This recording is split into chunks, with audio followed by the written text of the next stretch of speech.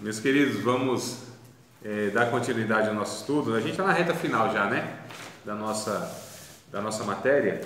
E aí nós falamos sobre as primeiras aulas, primeira e a segunda, se não me falha a memória, a respeito da salvação, no sentido que a salvação é pela graça de Deus, ou seja, é um favor imerecido de Deus, é uma ação única, é unilateral, né? Então é Deus que resgatou o ser humano, foi Deus que foi ao encontro do perdido.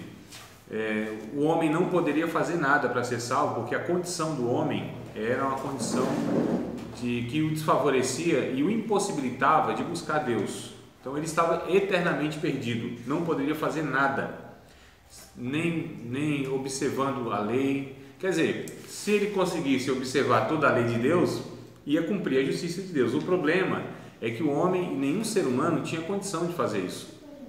O único que fez isso foi o próprio Deus. Então, o pecado do homem separou este homem, né, a humanidade, da presença de Deus. Por quê? Porque Deus, ele é santo. Deus, ele não pode compactuar com o pecado. Deus, ele não pode ser conivente com o pecado. Deus, ele era tanto santo, é tanto santo quanto também justo e também é amor. Então são atributos de Deus. Como conciliar isso? Como que Deus, vendo o ser humano perdido, ou seja, ele sendo amor, querendo que esse homem retomasse consigo a comunhão, porém havia uma justiça de Deus que tinha que ser satisfeita. Então Deus não ia receber o homem de qualquer forma, não poderia. Deus é santo, não tem como se relacionar com o pecador. Então precisaria que alguém fosse lá e aplacasse essa ira de Deus. Alguém fosse lá e cumprisse toda a justiça de Deus. E aí só teve um homem, que foi Jesus, né? Então a obra da salvação é pelo sacrifício de Cristo na cruz do Calvário. É um sacrifício suficiente, único, feito uma vez por todas. Hebreus capítulo 10 diz isso. Então ele se sacrificou uma vez, né, por nós, pecadores, uma única vez. Então o sacrifício de Jesus, ele é suficiente para reconciliar o homem com Deus, colocar novamente esse homem em contato, em comunhão com Deus, em uma vida espiritual com Deus. Mesmo a partir da salvação, mesmo a partir da regeneração, mesmo a partir do encontro com Deus, esse homem não pode fazer nada para agradar a Deus. Isso precisa ser muito bem entendido, porque a gente ainda percebe nas igrejas evangélicas, que nós fazemos parte, que elas ainda parecem que colocam algumas coisas que a gente precisa fazer para conquistar o favor de Deus. E se é favor, irmão, é algo que é inconquistável, é dádiva, é presente. Por outro lado, a gente não está dizendo que uma pessoa ela não deve andar em uma vida de santidade, que ela não deve ter uma vida de obediência, mas não são estas coisas que vão favorecer a ação de Deus sobre a sua vida, porque a pessoa pode fazer o que for, ela não vai acrescentar nada ao que já foi feito. E se Deus abençoa a quem Ele abençoa, é porque o seu Filho Jesus fez o que deveria ter feito, e nós não podemos fazer nada, né? Então isso precisa ficar muito claro, porque senão as práticas nossas, elas são práticas de uma religião, e o que todas as religiões do mundo, sem exceção, elas têm como base o mérito. Eles fazem alguma coisa para poder agradar isso, para satisfazer o Deus, né? O seu Deus, né? Então assim, quer conquistar alguma coisa? Faz isso. Então voto, a gente só muda de nomezinho, irmão. Mas é a mesma coisa, né? Campanha, novena, qual é a diferença? Voto, promessa, qual é a diferença? Então qual é a diferença, né? A gente só muda de nome, mas a ideia é a mesma, fazer alguma coisa para favorecer os deuses ao meu favor, para que haja minha vida. Então a oferenda porque quer agradar lá o tal do orixá, né? Inclusive para aplacar a ira do Exu. Então é assim que funciona, não é, amados? Quem já participou dessas coisas aí sabe.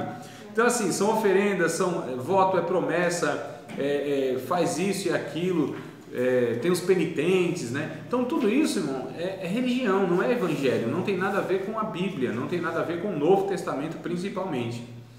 E aí a gente precisa entender muito bem isso, senão a gente vai invalidando o sacrifício de Cristo, achando que a gente pode ainda fazer alguma coisa, e nós não temos condição de fazer nada. Fala assim, André, então, calma aí, mesmo depois de ser salvo, então nós não podemos fazer nada? Não, não podemos. Ah, então a gente vai andar de qualquer forma? Aí o apóstolo Paulo vai dizer, não, também não é assim. Olha que coisa interessante.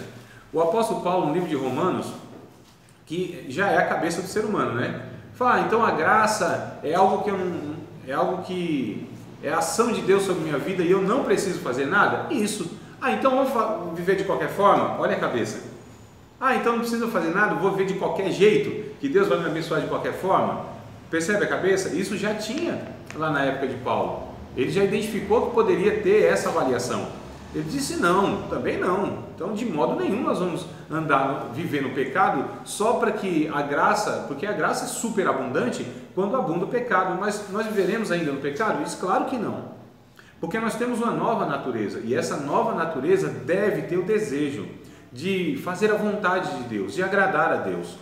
Mas jamais num pensamento que porque eu estou fazendo isso ou aquilo é que Deus vai me abençoar. Deus me abençoa por causa de Cristo. Deus não me condena por causa de Cristo. Então, seja do lado negativo ou positivo, é Cristo que está ali no meio, intervindo, fazendo a ponte, intercedendo, sendo o sumo sacerdote, sendo o próprio sacrifício a ser oferecido, né? Então, ele é o justo e o justificador, Pedro vai dizer, de nós todos. Então, a gente chega à conclusão que a graça é a ação de Deus para salvar o ser humano. O que o ser humano fez para isso? Nada, absolutamente nada. Então a glória é de Cristo. A fé, ela na verdade foi dada por Deus, porque nem a fé nós teríamos condição de ter. E a salvação não é pela fé, é pela graça. A fé é o veículo, é o meio, né? Sois salvos pela graça por meio da fé, é o que está escrito, né? Isso não vem de vós, mas de Deus, não das obras, para que ninguém se glorie. Mas Deus criou as boas obras de antemão para que nós andássemos nelas. Então as obras salvam? Não, mas os salvos praticam as boas obras. Essa é a ideia do texto bíblico, ou dos textos bíblicos que vão tratar desse assunto, né? Então a gente faz as obras para alcançar a favor de Deus? Não, mas por sermos salvos, é natural que a gente faça as boas obras, que a gente pratique as boas obras, porque vai refletir uma nova natureza que nós temos. Isso é chamado de fruto na Bíblia. Então o fruto não é o que eu faço, o fruto é o que eu sou, e porque eu sou, naturalmente eu irei fazer. Perceberam a diferença? Não é? Então a gente precisa ter essa clareza, senão a gente vive nessas paranoias aí, de que, olha, quando acontece alguma coisa ruim na minha vida, porque eu estou numa pendência com Deus lá, eu preciso resolver alguma coisa, né? Ó, se você não fez isso, ó, Deus está pesando a mão. Ó, está acontecendo isso aqui porque, né? Ah, mas se você fizer isso aqui, aí Deus dá a vitória. Amados, eu não vejo texto bíblico e a gente sabe que tem essas práticas em muitas igrejas, né? E a gente precisa corrigir isso, senão a gente está vendo mais uma religião. E o Evangelho não é mais uma religião. O Evangelho, amados, é a proposta de Deus que o homem se reconcilie com Ele, por meio de Cristo, através de Cristo. Dele, por Ele e para Ele, são todas as coisas. Então a gente precisa trazer Jesus de novo para o centro da nossa vida, para o centro dos nossos cultos, né? Nós precisamos de novo trazer Cristo como sendo aquele que precisa ser destacado. E aí não tem essa ideia de quem é mais santo ou menos santo, que a gente tem essa ideia, né? Quanto mais você se santificar, mais vai ver a Deus. Ué, como que você vai ter uma referência de santificação se você não viu Deus? Quem é a tua referência? Então percebe que não tem sentido bíblico, lógico, né? Eu vi Deus, eu me santifico porque eu vi Deus, eu já vi Deus, Ele é minha referência, é nele que eu tenho padrão, né? Então agora a minha vida de santificação, a minha vida de bom testemunho, aí vai favorecer os outros conhecerem Deus através de mim. Então é importante a gente ter uma vida reta, correta, honesta, uma vida separada mesmo da prática do pecado. Para ser salvo? Não. Para ser salvo, não. É porque nós somos salvos. Agora, tendo uma vida de testemunho, de santificação, aí as outras pessoas verão Deus através da nossa vida. Percebe o texto bíblico, o que ele vai ensinando nesse sentido? Para a gente ter uma vida sem santificação, ninguém verá Deus? Ninguém quer.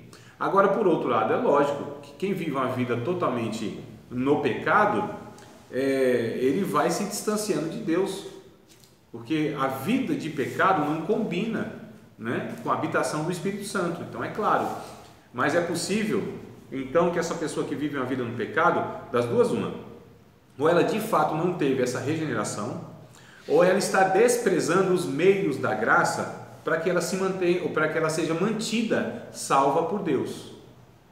Tranquilo, irmão, isso aqui? Não? Então é assim, se eu vivo uma vida no pecado, mentindo, um sentimento malicioso no coração, com inveja, falando mal das pessoas, tendo um estilo de vida totalmente que não combina com a fé, né, com a minha fé, com aquilo que a Bíblia ensina, se eu vivo essa vida, ou eu de fato não tive uma regeneração, a minha natureza não foi mudada, e eu só entrei na igreja, porque a igreja é lugar onde todo mundo pode entrar, inclusive membros.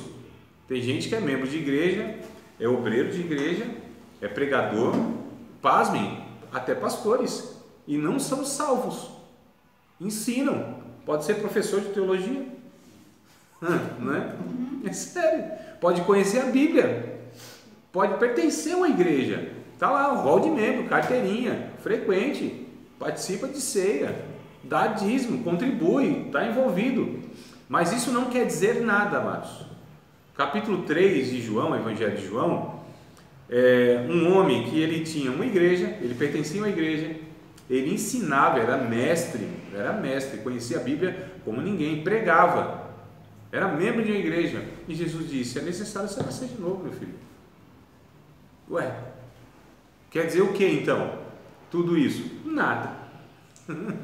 Igreja não salva, frequentar a igreja não salva, tá certo? Então é nesse sentido. Então das duas uma, talvez não teve uma vida de fato transformada, ou então esse crente desprezou os meios que Deus disponibilizou para que uma pessoa ela seja mantida salva na sua presença. Quais são esses meios? Vida de oração, né?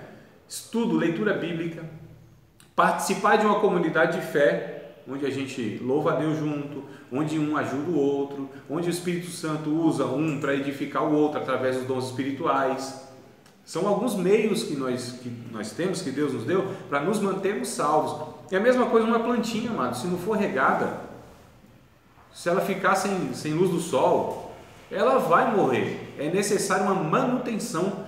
Tudo nesta vida e nessa existência precisa de uma manutenção, porque tudo aqui continua sendo perecível.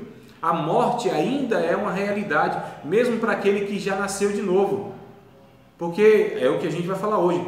A salvação não foi totalmente consumada ainda, tá certo? Existe esse processo que nós falamos nas duas aulas passadas, que é o processo chamado de santificação, onde a gente vai sendo trabalhado pelo Espírito Santo, transformado de fé em fé, de glória em glória, né? Vamos ler o texto de 2 Coríntios, eu não sei se eu li na aula passada, mas só para que a gente recapitule um pouquinho e a gente continua. Sim, pode. No livro, que página aqui? No nosso livro? Sei não. Sabe. Sei não. Na aula passada? Não, agora. Não, agora eu nem entrei aqui nele não. E essa parte da glorificação parece que não entrou aqui no texto, né? Nossa, onde eu estou? Calma aí. Eu estou aqui em outra matéria. Deixa eu achar a matéria aqui de soteriologia. Qual é a página mesmo, irmãos? 53. 53 em diante, né? Ah tá, eu estava aqui antes então. Nós falamos dos termos e tal, santificação, justificação, página 58, justificação pela fé, 61, o reino da graça, os 7 aspectos da salvação, página 63, e aí vai até o final mesmo, tá? É porque estou fazendo um resumo, Daiane, eu não estou pontuando aqui não. Tá bom. Tá? Eu estou trazendo pontos que resumem, porque senão eu ia perder não, né? Mas gastar muito tempo lendo. Então eu acabei, e a recomendação para vocês que foi que vocês fossem lendo cada semana lá algumas páginas, né? Nem lembro, 4 ou 5, alguma coisa assim, né? 2 Coríntios, né? Capítulo 3, isso. É por isso que eu estou trazendo os resumos. Eu acho que essa seria a aula adequada. Vocês lerem em casa, começou a matéria, tem lá 20 páginas, nossa, nós temos 7, 8 aulas, divide lá 3 páginas por semana. E aí vocês leem, trazem as dúvidas e eu venho trabalhando em cima das dúvidas de vocês, das perguntas de vocês, e venho trazendo aquilo que não está claro no livro e aquilo que nem tem no livro, que eu acho que aí sim seria ideal, né? Então, por que vocês têm o material? Qual seria o objetivo de vocês terem material se vocês não leem? E eu vim aqui ficar lendo tudo. Para que professor? Se vocês podem ler em casa, se eu só vou ler, né? Lógico que eu leio também, claro, a gente discute aqui, mas essa é a tecla que eu fico batendo desde o começo do curso. Irmãos, tem material, leia em casa, estude em casa, não se contente em vir aqui, pegar o livro aqui. Aí não, né? Aí vai ser um proveito muito ruim que nós vamos ter. Não digo nem ruim, mas a gente poderia ter um proveito maior se vocês estudassem em casa, fizessem a parte do aluno em casa, estudasse, né? E aí aqui, senhor professor, tá aqui que você está lendo aí ou não está lendo, mas aqui está escrito isso aqui, eu não entendi. Tá, então vamos trabalhar isso aqui. Seria uma aula muito mais rica se vocês dessem lugar a Deus. Capítulo 3, versículo de número 8. Olha que coisa interessante. Segundo aos Coríntios, né? Mas todos nós, com cara descoberta, refletindo como um espelho a glória do Senhor, somos transformados de glória em glória na mesma imagem, como pelo Espírito do Senhor. Então nós somos transformados de glória em glória, de fé em fé. É 2 Coríntios? Capítulo 3, verso de número 18. 18? Isso. Eu disse 8? Tem certeza? É o 18. É o último, né? Exato, o último versículo aí do capítulo 3. Mas todos nós com cara descoberta, refletindo como espelho a glória do Senhor, somos transformados de glória em glória na mesma imagem, como pelo Espírito do Senhor. Ou seja, amados, essa vida de santificação, onde nós somos a cada dia transformados, foi o que nós falamos na aula passada e eu acho que é retrasada também. Essa ação do Espírito Santo vai transformando, vai moldando, vai talhando a nossa vida. Sabe o que é um talhe? Você pega uma madeira e vai esculpindo nela, né? Vai formando lá uma imagem, uma escultura. Então é isso que o Espírito Santo faz, nos moldando, nos transformando na imagem de Cristo. E aí nós lemos Efésios capítulo 4, para a gente deixar aquela vida antiga, aquela vida de velho homem, de falar mal da vida dos outros, de ser uma pessoa irada, de ser uma pessoa que deseja, que cobiça, né, o que não se deve e tal. Então assim, essas práticas que nós bem conhecemos e nem precisa de explicação, que faz parte da nossa natureza antiga. E essa nova agora então, precisa fazer o quê? Ela se sobressair, né? Gálatas capítulo 5, verso 16 e 17, vai falar dessa realidade, a realidade da natureza velha, o velho homem, né? A propensão, o desejo natural para o pecado, para fazer as coisas erradas. Ninguém precisa ensinar ninguém a fazer o que é errado, é um negócio fenomenal, né? A criancinha sabe, né? Faz, é natural, faz parte da natureza. Você vê a criancinha, você olha para a criança, você vê que se ela não for corrigida naquilo, nossa, a gente já sabe o final. É por isso que crianças que não são educadas, irmãos, está aí o resultado da nossa sociedade, né? É que os irmãos estão aqui, me convidaram lá, o Ademir, Roberto e a irmã Alda, o Renato, estive lá na igreja deles e foi sobre a paternidade, né, que eu falei. O resultado dessa sociedade que nós temos é porque os pais foram negligentes e não educaram os seus filhos. É simples assim, irmãos. Olha só, e eles repetiram os pecados dos seus pais. Não foram refreados do seu pecado, não é? Não foi ensinado sobre honestidade, sobre gentileza, sobre educação, sobre não maltratar os outros, sobre não ter a mulher como objeto, nem como ninguém inferior, portanto não deve agredi-la, nem ela nem ninguém, não se deve roubar o que é do outro. Ou seja, as questões morais, éticas, são os pais que devem ensinar. O menino vai fazer tudo errado. A propensão, a gente percebe a criancinha lá, já egoísta e não querendo dividir o seu brinquedo, embora tenha um monte de brinquedo e abraça tudo, e a outra criancinha sem nenhum. E se ela pega um, mesmo que ela tenha 200, ela vai querer, não, meu não, isso aqui é meu. Né? A natureza de querer esconder ou não, irmão, a criança, ela via de regra, ela nega até o último que fez alguma coisa. Você, não fui eu. Não é? Quem tem filho sabe, quem já observou criança sabe que é assim. E outros comportamentos que nós vemos na criancinha, eu pergunto, quem ensinou aquilo? Ô meu filho, você aprendeu onde isso aí? Né? Quem te ensinou isso? Com quem você está andando? Mas está falando com um menino de 1 ano, 2 anos. Olha só, amados. Então a natureza faz, venham, louvado seja o nome do Senhor, a providência chegou. Oh, papai querido. Ó, chega, teve um arrepio aqui agora, irmão, a presença. Vai, amado, fica à vontade aí. Estava falando de vocês. Bem, que eu fui na igreja de vocês lá no sábado, né? E falei sobre essa questão dessa sociedade, né? Corrompida, perversa, violenta, porque não houve então essa reeducação. Fala, André, então a educação resolve o problema do pecado? Não resolve o problema do pecado. Agora a educação bíblica sim. Mas a questão é a necessidade do ser humano, ele precisa ser ensinado a ser um humano, não é? Diga. Mas e a família que não teve esse ensinamento bíblico, como é que vai ensinar para os filhos? Fica difícil, né? Fica muito difícil. Mas a questão não é ensino. A nossa sociedade, Diana, ela é judaica cristã. Se você pega aí famílias, estou falando de crentes não, a nossa sociedade, estou falando família só, a sociedade em si, você ser uma pessoa que roubava, uma pessoa que, deixa eu ver, maltratava alguém, era violento, uma pessoa que maltratava uma mulher, um homem, a sociedade, sendo crente ou não, eles reprovavam isso. A homossexualidade, até pouco tempo atrás, na nossa sociedade, era algo escandaloso, hoje está virando natural. Se você vai em muitas sociedades, você vai no Japão, por exemplo, olha como eles têm valores, que são valores assim, muito fortes. O respeito aos mais velhos, aos pais, né? Uma reverência extrema.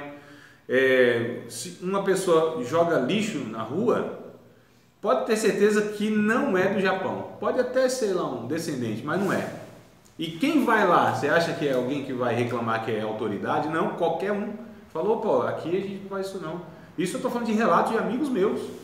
Falou, André, você não tem noção. Tava lá, joguei um negócio na rua lá, um papel, tava de bicicleta.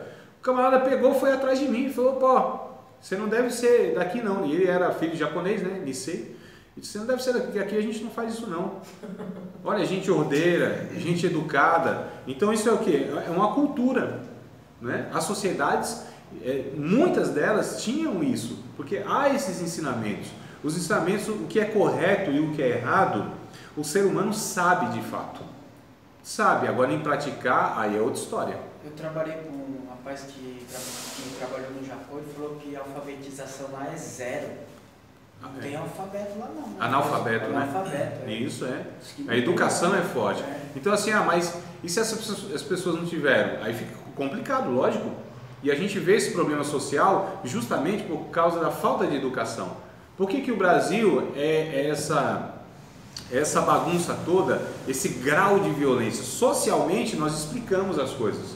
A sociologia, ela vai mapeando tudo isso aí e a gente sabe que na periferia, não é discriminação, amados, mas você vai na periferia, o índice de violência, inclusive violência doméstica, né, é muito maior, roubo, assassinato, tudo isso é muito mais elevado que você vai no Morumbi, no Alphaville. O que é isso? Educação. Agora a educação resolve o problema do homem, do ser humano, do pecado? Claro que não. Mas a gente percebe essas diferenças, porque isso foi corrigido. A questão é a correção que se deve fazer, né? E aí, na verdade, o que eu estou colocando lá no princípio é que o ser humano precisa ser corrigido, ele precisa ser refreado, porque existe uma natureza nele que é propensa para fazer as coisas erradas. Aqui que está a questão, é a natureza do ser humano. Então, que nem você mesmo disse, é a natureza, porque eu posso ter um filho, criar ele, né, ensinar toda a base bíblica para ele, e lá na frente, pelo fato de ele ter essa natureza, e lá na frente ele fazer tudo ao contrário. Ele não, todos nós, né? Todos Não, nós. dando exemplo. Todo ser humano. Mas eu posso. É garantia que se eu ensinar a Bíblia para o meu filho, ensinar versículozinho bíblico. Não é garantia, mas a nossa parte a gente faz, mas lá na Não, frente... sim, mas isso é suficiente? Não. O que é necessário? Ele ter um encontro pessoal com Deus. Ah, sim. Essa que é a questão, amados. Então não é religião. A religião, o que ela faz? Ela informa e ela reforma. Só o Evangelho transforma. Porque a palavra transformar fala de natureza para outra natureza. A ideia aqui é de uma metamorfose. Por exemplo, que eu acho que o exemplo maior que a gente tem aí para metamorfose no reino animal é a lagarta virando borboleta. Sim. Não é? Agora, qual é o processo? Aquele ser asqueroso, nojento, feio, que se rasteja, limitado.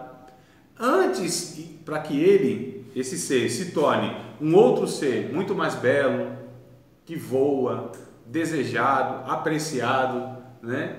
É necessário passar por um processo que se chama de casulo. Esse casulo é chamado de crisálida. Crisálida é a sepultura, na verdade, da lagarta.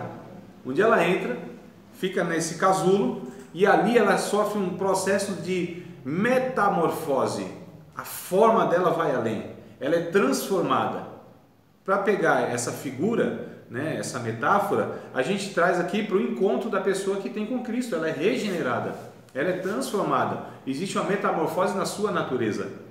Então é necessário, não é só educação bíblica, não é só ensinar para o menino um versículozinho. Essa pessoa tem que ter um encontro pessoal com Cristo, com o Espírito Santo. É por isso que só ir à igreja, frequentar a igreja, irmãos, não quer dizer que a pessoa vai ser salva, que é salva. Cada um é preciso, isso é pessoal. O filho do pastor não vai ser um pastorzinho nem um crentinho, a não ser que ele tenha a experiência do novo nascimento.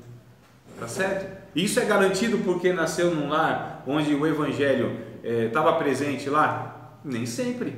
Porque cada um precisa dar a sua resposta diante do evangelho. Agora, a gente deu a base. Dando a base, irmãos, essa pessoa vai ter muito mais condição, muito mais recurso do que uma pessoa que nunca ouviu nada do Evangelho. É fato, isso é um fato. Por exemplo, vocês estão estudando a Bíblia. É claro que vocês vão ter muito mais condição, pelo fato de terem informação bíblica, de viver uma vida mais adequada diante de Deus do que aqueles irmãos, ou do que os irmãos que desprezam totalmente a Bíblia, o ensino bíblico, e quer viver aí do jeito que eles entendem o que é Evangelho, que é o que acontece, não é? Então, a questão é de recurso, de condição. Esses são os meios da graça. Então, tem pessoas que se desprezam.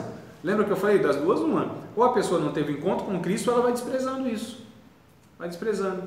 Aí não dá o fruto, porque a sua natureza não é regenerada. Mas, nossa, faz coisa assim de crente. Parece com crente. Tem Bíblia de crente. Vai na igreja de crente. E isso quer dizer? Aí a gente vê que muitas pessoas estão dentro de igrejas evangélicas e elas não se parecem nem de longe com Jesus, irmãos. É ou não é? O convívio no matrimônio, nossa, que coisa horrível. Não há respeito, não há amor, não há carinho. E os filhos então? É por isso que nós vemos muitos filhos de crentes que são o terror da igreja. Vai na penitenciária, o nome dos meninos? Misael, Israel, Jonadab, Zedequias, Davi. Samuel, Davi, Mateus, apóstolo Paulo de Tarso. É sério, então você vê, tudo filho de crente. O que aconteceu? Tem alguma coisa errada no processo também, né? Deve ter alguma coisa errada no processo. Talvez não é por negligenciar, né, esse discipulado que a gente tanto fala que tem que ter, o ensino, a necessidade da pessoa chegar na igreja e ela ser ensinada de fato, e não colocando carro. Não, eu sou, rapaz, você fala bem, vai ser pregador, pastor, não sei o quê. Olha só, o camarada aqui já toca um violão, já vai logo para a banda e não sei o quê. Calma, será que de fato foi ensinada? Será que foi discipulada? Será que ela é uma pessoa que foi experimentada na fé, para a gente colocar uma função tão importante que seria de um presbítero, um diácono? Ah não, mas a pessoa que ela tem disposição, né? Arruma a igreja e tal, é um diácono. Como assim? A Bíblia diz que, olha, tem que ter isso. Isso são evidências de uma pessoa que nasceu de novo. Aí sim, é provada na fé? Foi provada? foi aprovada pela comunidade, então sim, aí admite essa pessoa como obreiro, reconhece essa pessoa como um irmão, um discípulo de Cristo. Então a gente percebe, amados, que nesse processo de santificação é onde o Espírito Santo vai trabalhando na nossa vida. E isso é o resto da vida. Só que a gente percebe que tem pessoas que estão em um estágio um pouco mais para frente do que outras. Isso quer dizer que são mais santas do que outras? Não, é que nós estamos em um processo. Uns mais à frente e outros mais atrás. Uns caem em pecado e tem que recomeçar tudo de novo, né? Uns vacilam na vida cristã e tem que começar tudo de novo. Só que a gente vê que tem pessoas que elas falam, nossa, essa pessoa de fato é um cristão exemplar. Aí você vê que essa pessoa, ela é madura, né? Ela vive o evangelho de uma maneira quase que natural. Fala, olha que exemplo, a gente chama essas pessoas inclusive de pastores. Deveria, né? Deveria, porque se o líder não é esse exemplo, então tem alguma coisa errada. É inadmissível, amados, que obreiros, líderes, pregadores, oficiais na igreja não sejam exemplos. Eu não estou falando de perfeição, estou falando de gente que pode ser imitada, gente que pode ser, mesmo ainda com um defeito ou outro, ela não é desabonada, sabe? Não há murmuração contra a vida dela, não é aquela pessoa que fala e ninguém ouve, porque não tem autoridade no que fala, ainda que sabe, mas não é. Porque eu ensino o que eu sei, agora eu só vou gerar nas outras pessoas o que eu sou. Então é de natureza que a gente está falando, não é? E aí a gente percebe então que há muitas dessas questões da salvação. Então salvação é algo, amados, que é um processo, né? Nós somos salvos, mas nós estamos sendo salvos e nós seremos salvos. E o que eu quero falar hoje é desse ser salvo na eternidade, que é a consumação de tudo. Mas não, é que eu queria falar da santificação, acabei esquecendo aqui. Então nessa questão assim, uns estão mais e outros estão menos, a questão aqui é o processo só, né? O processo de santificação. Mas assim, quem a gente percebe que assim, nossa, essa pessoa ela está no estágio assim, lá na frente de santificação, é quando ela se parece com Jesus. Você olha a vida dela assim e fala, nossa, se parece com Cristo, tão parecidinha. Às vezes não fala uma língua estranha, às vezes não prega, às vezes não sabe ensinar a Bíblia, assim, como professor e tal. Às vezes não é uma pessoa que nem tem um destaque na igreja, mas é uma pessoa, sabe? Como que a gente evidencia isso? Quando ela tem os dons espirituais? Não. Quando ela tem o fruto do Espírito. Ela ama, ela se alegra nas coisas de Deus, ela é uma pessoa que tem paz, apaziguada, né? Serena, mansa, tranquila, equilibrada, que é a paz, né? Paz com ela, paz com os outros, paz com Deus, está tudo tranquilo. Então tem amor, tem gozo, tem paz, tem longanimidade, suporta as pressões e as dificuldades da vida. Ela é uma pessoa bondosa, tem um coração bom, não é só bondosa, mas ela, do jeito que ela faz as coisas, mostra benignidade. Ela é leal, fiel a Deus, longe dos olhos do pastor, dos irmãos, onde ela estiver, em cada situação, onde muitas vezes tem a oportunidade de fazer o que é errado e ela não faz, mesmo que as pessoas não vão ficar sabendo, mas ela é leal a Deus, fidelidade, né?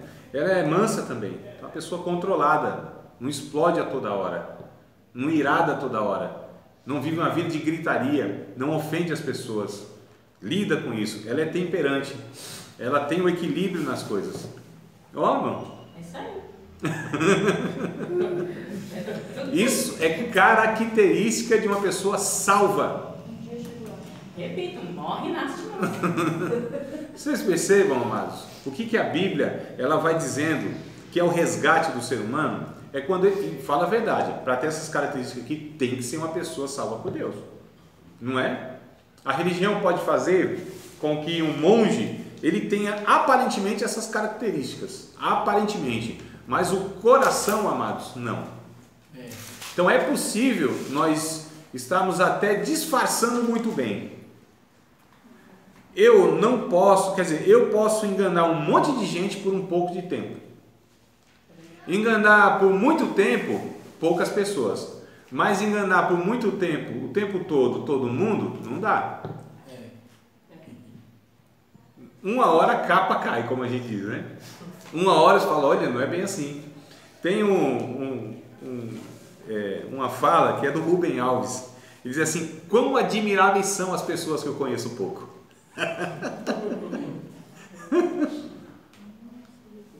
Como eu admiro aquelas pessoas que eu conheço pouco. Que a gente vai conhecendo mais, e fala, não é tudo isso, né, irmão? E como a nossa convivência é superficial, é de igreja, aquela coisa assim, então a gente dá uma segurada, disfarça bem, uma vez na semana, 2 horas, né? Nosso professor é crente até 2 horas, né?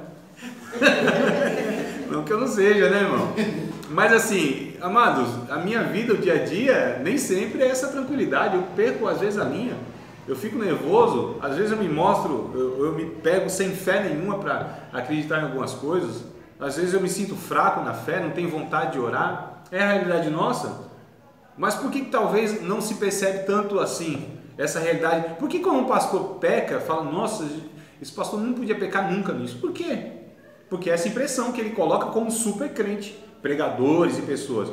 E a realidade nossa é no dia a dia. Agora é possível também, quanto mais a gente convive com pessoas, a gente chega nessa conclusão, nossa, olha, na verdade ele ou ela é muito mais do que me falaram. Lembra de Salomão?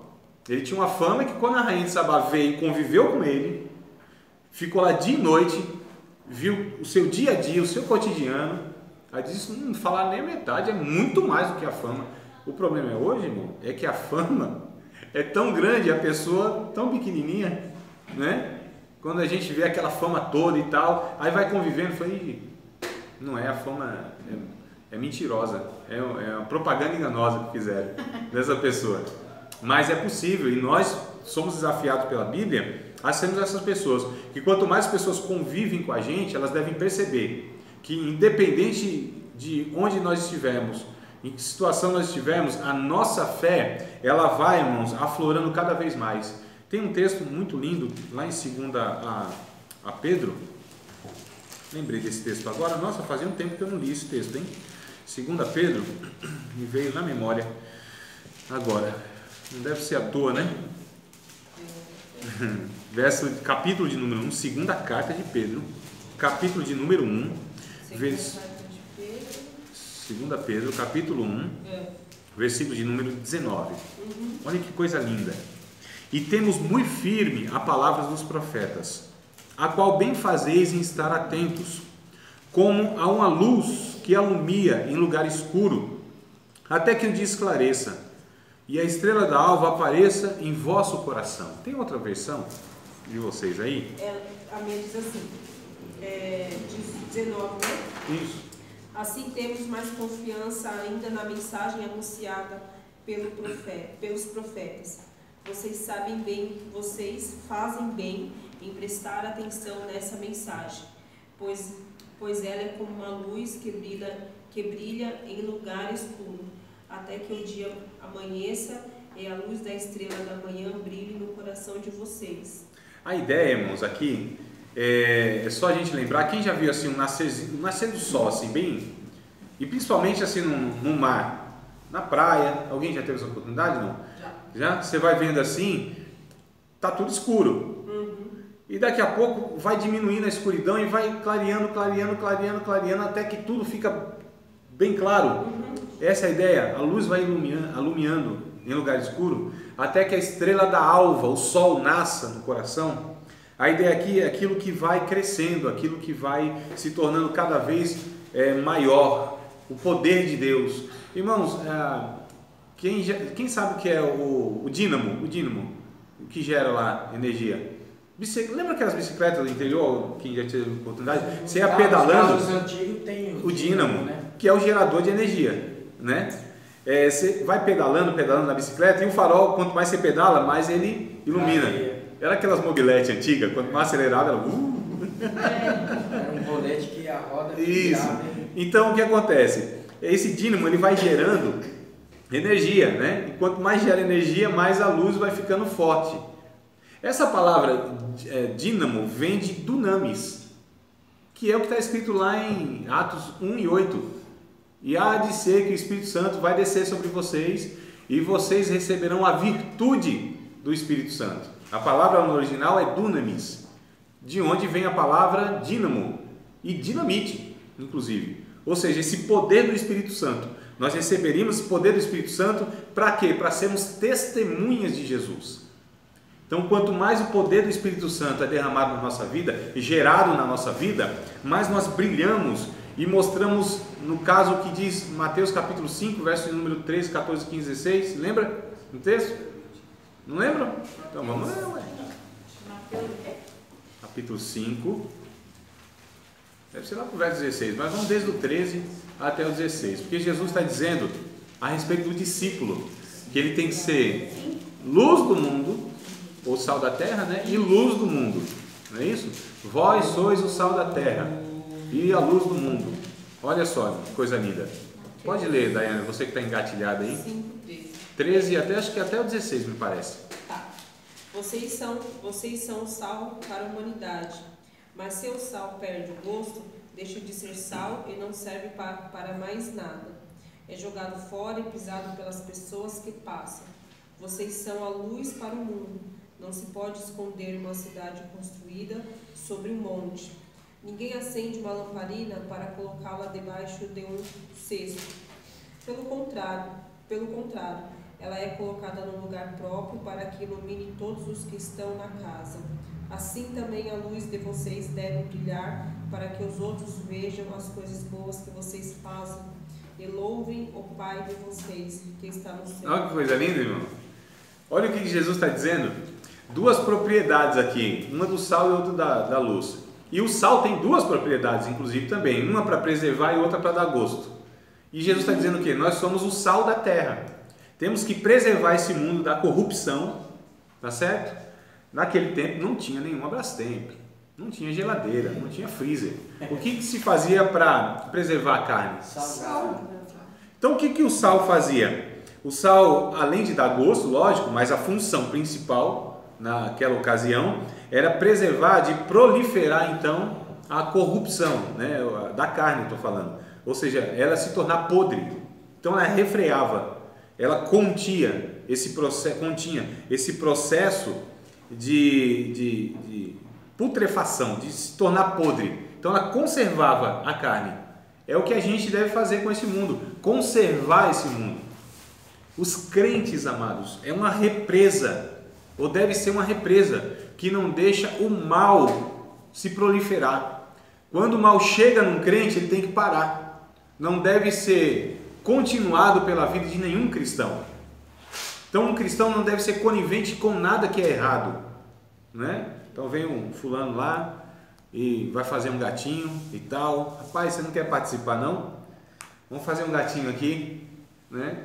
O gato, vocês sabem, não é aquele não, é o gato do, né? energia, do gabinete, né?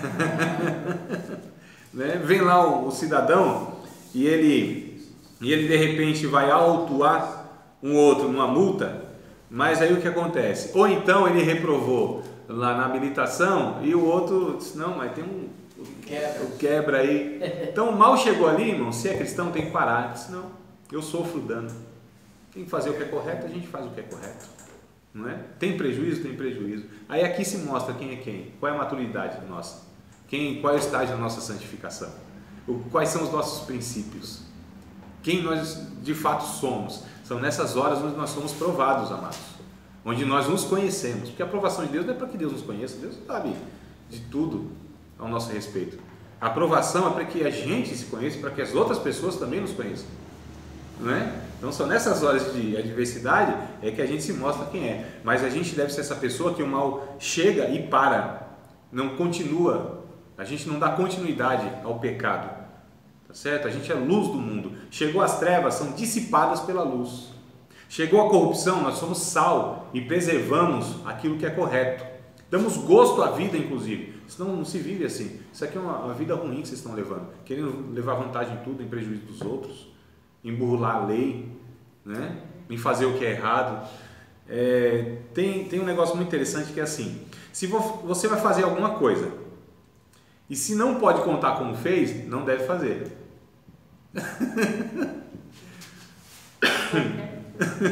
Você vai fazer alguma coisa, ninguém está vendo, vai fazer. Mas se você precisar dar explicação de como você fez e não pode, então não faça. Porque tudo que eu faço deve ter transparência. Tá certo? Deve ter lisura no que eu faço. Como você fez isso, irmão? Foi assim, assim, assado. Posso falar, não tenho vergonha de falar. Para mim não tem problema nenhum. O que Paulo disse? Nós somos uma carta de Deus, lida por todos, aberta. A vida de um cristão não tem nenhum canto escuro, irmãos, que não pode ser sondado pelas pessoas. Não há pecado encoberto, não há capinha lá, não há cunha de ouro não enterrada. Tá certo, irmão? Né? Cadê a capa, Capa? Tem capa nenhuma não, tem não? O Espírito Santo vai chegando lá, vai sondando pela palavra, né? Que é assim, amado, é um negócio complicado. A gente vive num mundo, numa situação, aquilo que o Espírito Santo não revela, a língua do povo fala. Não é? Tô para ver um crente pecar e ele não ser entregue pela língua dos outros. Quando não, a própria vida vai entregando essa pessoa, porque é a consequência dos nossos atos pecaminosos. Quando se peca por hipocrisia, nossa, é muito ruim. Não se deve fazer isso, né? Não se deve. Por isso, toda vez que a gente erra, peca, a gente busca o perdão de Deus, o arrependimento e muda de vida. Eu não estou dizendo que ninguém está isento de errar. Eu estou dizendo que no erro se mostra, de fato, as pessoas que são de Deus e que não são de Deus. Não é que nunca peca, é que quando peca, corrige aquilo, pede graça a Deus, vai pedir ajuda dos irmãos. Não quer viver, não quer ficar preso, enredado naquele pecado. Quer ter uma nova vida, uma novidade de vida, andar em novidade de vida. Essa que é a questão. Isso é santificação. Não é a pessoa que nunca erra, mas que ela erra e não fica presa naquilo. Quem cobre as suas transgressões nunca prospera, mas quem confessa e deixa, alcança a misericórdia de Deus e segue adiante. É o processo de santificação. A gente está caminhando com Deus, trupicando, caindo, cai 7 vezes, mas não fica prostrado. A Bíblia diz, se levanta e caminha com Deus. Né? Então, esse é o processo de santificação, essa é a vida que Deus espera de nós. Um dia, dando palestra para alguns adolescentes, e eu disse para eles, Deus, Ele nem está preocupado e nem se importa o que vocês pecam. Eles olharam assim, nossa, já se alegraram, né? Então Deus assim, não, a preocupação de Deus não é quando a gente peca. Eu falei, claro que não. Primeiro que ele sabe que vocês vão pecar e não tem jeito de não pecar. É a natureza de vocês, a minha, a nossa. A preocupação de Deus é quando a pessoa peca e ela não sente o seu pecado. Né? Ela não sente tristeza por aquilo. A preocupação de Deus é quando a pessoa peca, essa pessoa, sabe, não se importa. Aí Deus se preocupa. Ou quando a pessoa peca no mesmo pecado e nunca deixa. Nunca mostra uma disposição e uma angústia no seu coração para que aquilo não se repita de novo, embora vai se repetir outras vezes mais, mas a angústia do coração dessa pessoa não quer, se entristece, peca ali, mas fala, Jesus, tem misericórdia, não desiste nunca de vencer aquele pecado. A preocupação de Deus é essa, mas aqui não peca, ele não tem jeito, todo mundo vai pecar, Deus sabe. Então ele nos escolheu, não é porque sabia que a gente não ia pecar, ia chegar um tempo que a gente ia ficar assim, né? Não, ele sabia que vai pecar, mas esse homem é segundo o meu coração. Por que é segundo o coração de Deus? Um homem que se orgulhou, um homem que matou uma pessoa justa por egoísmo dele, possuiu uma mulher que não era sua, um adúltero. Por que esse homem é chamado por Deus de um homem segundo o meu coração? Porque a disposição que tinha no coração de Davi para reconhecer o pecado, se arrepender e abandonar, era um negócio fantástico. E é exatamente o que Deus espera de nós, irmãos. Essa disposição. Não pequei contra Deus. Meu Pai amado, e agora? Não, se preocupa não, você não vai morrer. Deus já perdoou o teu pecado. Senhor, mas tem misericórdia de mim. Eu não quero perder a alegria da salvação. Torna a dar de novo para mim esse gozo da salvação. Senhor, não retire de mim o teu Espírito Santo. Torna a dar-me um coração reto. Olha, irmãos, é essa disposição. É esse sentimento que Deus espera ver em nós todas as vezes que a gente erra, todas as vezes que a gente peca. Está tudo certo diante de Deus. Senhor, se o Senhor aceitasse esse sacrifício, eu daria. Holocausto, eu daria. Mas essas coisas não te comprazem. Não são sacrifícios. Mas Deus, o Senhor não despreza um coração contrito e um coração quebrantado. Dessas coisas, aí Deus não despreza. Salmo 51, versos 16 e 17. Que é a confissão de Davi porque pecou lá e adulterou com Batseba. Né? Aliás, todos esses versículo que eu estou citando está lá em Salmo 51. É a confissão do pecador, miserável, desgraçado, assassino, adúltero, orgulhoso. E Deus disse, não, é segundo meu coração esse cidadão. Mas que é isso, Jeová? É porque ele tem disposição de se arrepender. É isso só que Deus quer de nós, amados. Mais nada. Se arrependeu, se entristece, né? Quando a gente peca. Agora é muito perigoso quando a gente entra num campo que é o campo da chamada insensibilidade. As pessoas fazem, sabe? E torna insensível. Palavra não penetra mais, né? Ele não é constrangido mais pelos outros irmãos que estão em volta. É muito perigoso. Deus, o Espírito Santo já encontra muitas dificuldades para falar o coração dessa pessoa, porque é insensível, é como um coração de pedra, cauterizadamente, que diz, né? A cauterização, até tem um exame que as mulheres fazem, que é queimar com ferro mesmo, é tornar insensível a partezinha lá.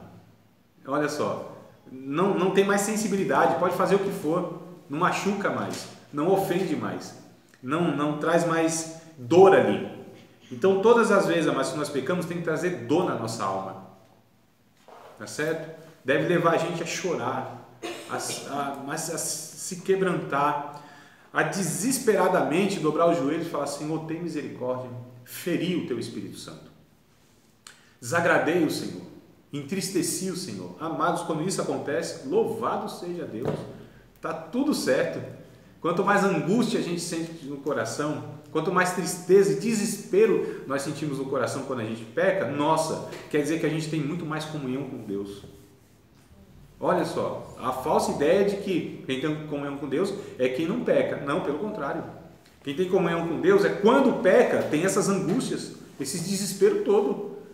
Porque não quer desagradar a Deus, porque tem uma natureza e tem uma sensibilidade do Espírito Santo. Quanto mais comunhão nós temos com o Espírito Santo, mais consciência nós temos que nós somos pecadores. Que é o contrário de muitos irmãos que eu vejo, que eles se acham mais santos do que os outros e melhores do que os outros. Eu falo, Chico, que negócio estranho é esse? Se a Bíblia ensina e mostra, pelo exemplo de muitos homens de Deus e mulheres de Deus, quanto mais santos eles eram, quanto mais experiências eles tinham com Deus, quanto mais visões, quanto mais derramamento do Espírito Santo, mais eles tinham convicção que eles não mereciam, que eles iam morrer porque eram pecadores e tinham visto Deus, né? Que não mereciam nada. Paulo diz, eu sou o principal dos pecadores. Eu sou o principal dos pecadores. Apóstolo Paulo, hein? Não é André, não. Já pensaram um negócio desse? O apóstolo Paulo, ele falou que ele era o principal dos pecadores. Porque quanto mais a gente se aproxima da santidade de Deus, mais convicção que a gente sabe e tem de que a gente não é ninguém. Agora, quando a referência é outro, aí é complicado, né? Mas minha referência não é ninguém, não é o pastor, o professor, o teólogo, minha referência é Jesus. Quando eu me comparo com Jesus, eu falo, nossa, que homem miserável que eu sou. Que homem ruim que eu sou. Quando eu vejo a vida de Cristo, irmãos, quando eu vejo a ação do Espírito Santo na vida de Cristo, eu falo, nossa, como eu estou longe da vontade de Deus. E aí, quanto mais eu me aproximo de Deus, mais a convicção eu tenho, sou pecador. Agora, quanto mais eu estou distante de Deus, aí eu acho que eu sou melhor do que os outros, e ainda falo, você vai para o inferno, você é um desgraçado, você é um infiel, você não sei o que, ai de você, ai de você. Aí quando eu vejo Deus, eu disse, ai de mim, sou pecador. Eu sou um homem de lábios impuros e habito num povo de impuros lábios, porque vi Deus. Então, quanto mais próximo de Deus, mais a convicção de pecado. Então, essas pessoas que acham melhores que as outras, elas estão distantes de Deus, irmãos. O orgulho as distancia de Deus. A vaidade as distancia de Deus. Agora, quanto mais próximo de Deus, mais humilde, sabe que não é melhor que ninguém. Que mais precisa da graça de Deus, mais do que qualquer outro. É desesperadamente carente da glória de Deus, da graça de Deus. Então, essa é a realidade que a gente vê, que parece que é bem diferente de alguns comportamentos nossos, né? Vocês não acham? Será que eu errei muito hoje? Se a pastora estivesse aqui, você acertou.